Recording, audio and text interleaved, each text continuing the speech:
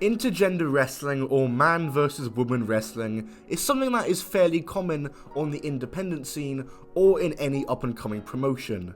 However, in your mainstream promotion like your WWE or AEW or your TNA back in the day, it was quite a rare thing to see. In recent years, we've seen Nia Jax enter the Royal Rumble, Baron Corbin give Becky Lynch the end of days, and Kelly win the 24/7 championship. TNA, while not doing it often, definitely did it more often than WWE did. So we're going to count down 10 TNA intergender matches, some of them good, some of them bad, and each of these matches has one thing that sets them apart from the other matches, that makes them unique, which I will talk about. Before we get into the video though, I'd like to thank my Patreon backers, all listed here. For more exclusive content from me, check out my Patreon link down below. It would really help me during these trying times and would be very much appreciated. But how about we stop wasting time and let's get into this top 10 list. Yes, Top 10 Wrestling is doing a top 10 list. The world's gone down under. Greetings and salutations, this is Almighty Christopher Daniels, sometimes known as the Fallen Angel, but always known as the greatest wrestler in the world, your mom's favorite wrestler, your dad's favorite wrestler, the world's favorite wrestler. I'm also a paragon of virtue, an inspiration to children everywhere, and the man with the rear that makes the girls cheer. And while you're watching me, I'm telling you, you're also watching Top 10 Wrestling, so congratulations.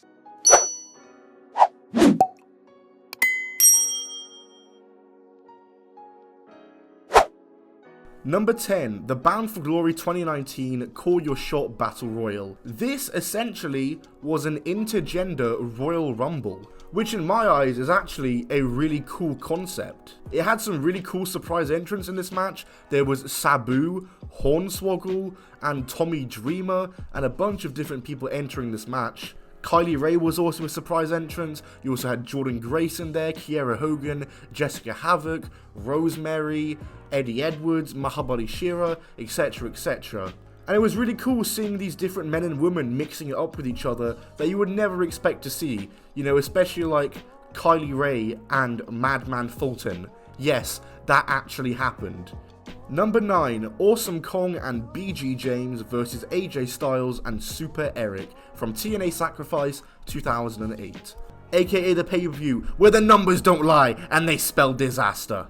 I actually reviewed this pay-per-view about a couple months ago, so you can check that out if you want. But this match was just surreal because Awesome Kong was in the ring with AJ Styles at one point, and I don't know why, but that's just so surreal to me because that's TNA World Champion AJ Styles, that's WWE Champion AJ Styles, and it was also so surreal to me because it's Awesome Kong, Road Dogg, Eric Young, and AJ Styles. You have like a Hall of Famer in there, you have one of the best wrestlers of all time in there, one of the best women's wrestlers of all time in there, one of the best TNA wrestlers of all time in there. Like, it was a star-studded lineup there. Just such a random combination of people. Coming in at number 8, we have Gail Kim versus Tigre Uno. What made this match unique was that this was in the World Title Series in TNA that Gail Kim and Awesome Kong both qualified for, and they had a first round match for a potential to win the TNA World Title. Awesome Kong faced Jesse Golders and lost. It was not a great match, but this was a good match. This was a damn good match. Gail Kim and Tigre Uno really mixed up well, and I would have loved for TNA to at least let one of the women advance past the first round. Especially Gail Kim could have used it, like she looked great in this match, but sadly she did lose. But once again, really good match here.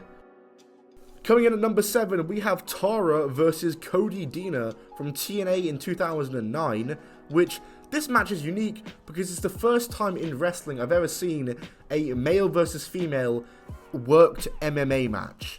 Like, yeah, this actually happened. These two had an MMA match. Obviously, it's a worked MMA match, it's not a shoot. Tara absolutely destroyed Cody Deaner for like 5 minutes straight. Then the ref got taken out because it's TNA and they love their ref bumps. Awesome Kong took out Tara, and that's how Cody Deaner won, because Tara was just destroying him that much. He needed help. Coming in at number 6, we have the X Division title ladder match, also from Impact Bound for Glory 2019, which to my knowledge is the first time that a woman challenged for the X Division title. This match involved Tessa Blanchard, Ace Austin, AC Romero, Jake Christ, and Daga, and it was a really awesome match. Tessa Blanchard nearly made history and won the X Division title. She didn't, however. She got very close, but Ace Austin in the end won the match. Featured some awesome spots, such as Tessa Blanchard pushing Ace Romero through a table off a ladder. Pretty crazy spot there. And yeah, a history-making match here. Coming in at number 5, we have Tessa Blanchard versus Madman Fulton. Tessa Blanchard and Madman Fulton both making a return in this list. And the reason I put this match here is because this is probably the biggest size difference I've ever seen in an intergender match. Madman Fulton, 6'8" maybe. Tessa Blanchard, probably about 5'4". What a size comparison it was. And Tessa Blanchard actually put up a fight and made it look really convincing. It was a really decent match, and in the end, Tessa Blanchard won by DQ and ended up beating him up with a kendo stick. Madman Fulton kind of dominated the match, but like, it was really entertaining and they made it work. Number 4, ODB and Cody Deaner versus the Beautiful People. This was a tag match that happened in 2009 and had the women's title on the line. You see where this is going? Cody Deaner got the pinfall in the match and started celebrating with the title. Technically, he got the pin, so he did sort of win the Knockouts title. However, the reign was never recognized, it got vacated. ODB and Cody Deaner had a match for it later, which ODB did indeed win.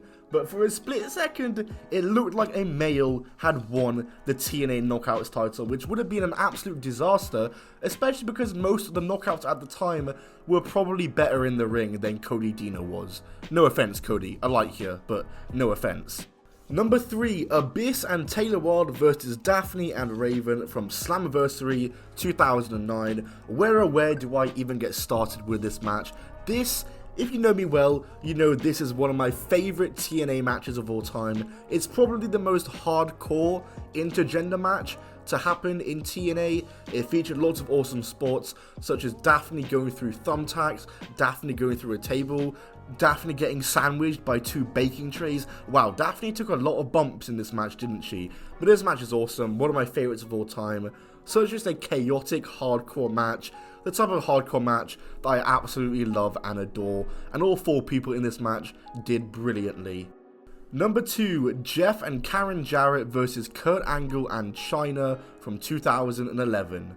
At Sacrifice 2011, the pay-per-view where the numbers don't lie, Chyna made her in-ring wrestling return, teaming with Kurt Angle to face Jeff and Karen Jarrett. I've talked about this match in depth before, so I wouldn't say too much, but while Chyna didn't look amazing out there, had lots of ring rust, etc, etc, it was so bloody awesome to see her in the ring again. It was amazing. I was so happy to see Chyna in the ring. Such a surreal moment. And Kurt Angle and Chyna did win this match, both locking in ankle locks. Chyna got in the ring with Jeff Jarrett at one point, renewed their old rivalry. It was a really fun match, even though it wasn't like an amazing technical match or whatever, but I really enjoyed it. And it was great to see Chyna in the ring again. And number 1 just has to be Tessa Blanchard versus Sami Callihan.